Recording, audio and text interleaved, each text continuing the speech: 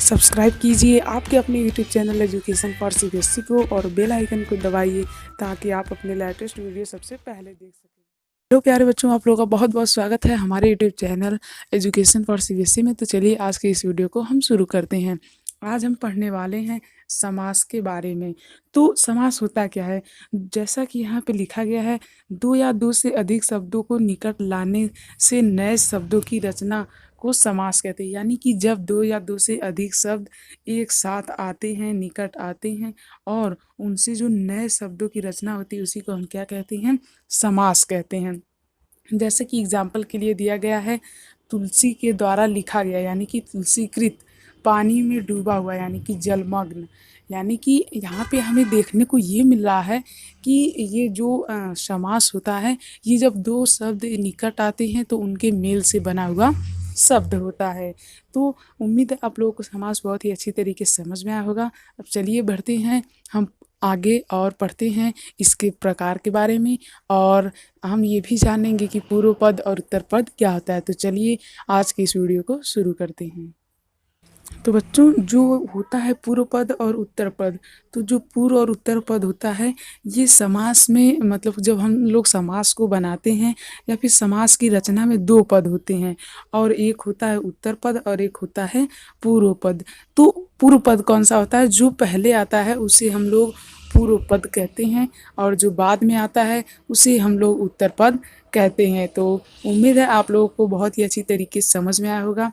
तो चलिए अब हम लोग थोड़ा सा और आगे बढ़ते हैं। तो इसके आगे अब हम लोग पढ़ेंगे कि समस्त पद क्या होता है। देखिए, जो यहाँ समस्त पद नहीं रहेगा, समस्त पद रहेगा। तो जो समस्त पद होता है वो उसे कहते हैं जब हम पूर्व पद और उत्तर पद का मेल करते हैं, यानी कि जब हम दोनों को मिलाते हैं और जो हमारे लिए नया समास जो है वो बनकर तैयार होता है, उसी को हम लोग समस्त पद कहते हैं। जैसे कि मान लीजिए यहाँ पे है जलमग्न, तो पानी में डूबा हुआ का मतलब होता है जलमग्न। तो जल इसमें पूर्व पद है, जल इसमें पूर्व पद है। क्यों पूर्व पद है? क्योंकि ये पहले आया है, और मग्न बाद में आया है, इसलिए ये उत्तर पद है। ध्यान से देखिए, पद का मतलब अगर आपको समझने में कठिनाई होती है तो आप ऐसे भी समझ सकते हैं। पद का मतलब होता है औकात, यानी कि किसकी कितनी औकात है। जो पहले आएगा, जो पूर्व आएगा, यानी जो पूर्व पद होता है उसकी औकात होती है पहले आने की, और जो उत्तर पद होता है उसकी औकात होती है बाद में आने की। इस तरह से आप लोग बहुत ही अच्छी तरीके से समझ सकते हैं। चलिए एक और एग्जाम्पल लेते हैं, जैसे कि लंबोदर, यानी कि जिसका उदर जो होता है, यानी जो पेट होता है वो लंबा होता है। यानी कि जो लंबोदर में जो लंब है ये क्या है? जल्दी बोलिए। पूर्व पद। क्यों? क्योंकि ये पहले आ रहा है। उदर, उदर क्या है? लंबोदर, लंब धन उदर से बना है ना। लंबोदर लंब धन उदर से बना है। जानने के लिए आप लोग संधि वाला चैप्टर देख सकते हैं हमारे चैनल पे, जो कि अवेलेबल है। तो यहाँ पे जो लंब धन उदर होता है, तो इसमें जो लंबोदर है, ये इसमें देखिए जो लंब है वो पहले आ रहा है, इसीलिए वो कौन सा पद हुआ? पूर्व पद हुआ। और उत्तर पद कौन है? जो उदर है उसे हम लोग क्या बोलेंगे?